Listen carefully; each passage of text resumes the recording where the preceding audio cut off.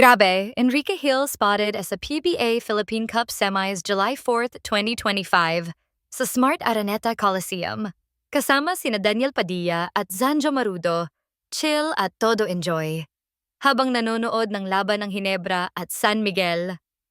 Pero teka, habang enjoy si Ken sa PBA, isang issue ang bumabayo sa social media, ang balitang pagtatambalan daw nila ni Julia Barreto. Nagkalat na sa social media ang mga usap-usapan. Enrique Hill at Julia Barreto magsasama raw sa isang bagong project. May mga behind-the-scenes photos na lumutang at pati ang Slingshot Studios nag-tease na rin. Ang tanong ngayon ng karamihan, totoo na ba ito? Pero hindi natuwa ang lahat. Lalo na ang solid Lizken fans. Walang papalit kay Liza. Sayang naman kung si Julia ang ipapalit kay Liza.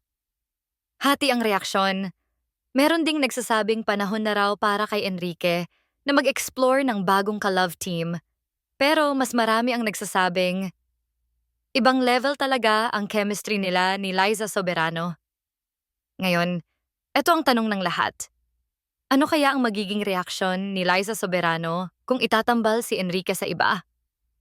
Sa ilang past interviews, sinabi ni Liza, I think it's important for us to grow individually. Pero syempre, our fans will always see us as Lizken. Kitang-kita may respeto siya sa career ni Enrique. Pero di rin natin maikakaila na sobrang mahalaga sa kanya ang tambalan nila. Kaya ngayon, isang malaking abangan ang nangyayari. Tuloy ba ang Julia?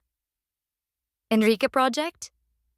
At kung totoo man, ano ang magiging epekto nito sa Lizken tandem?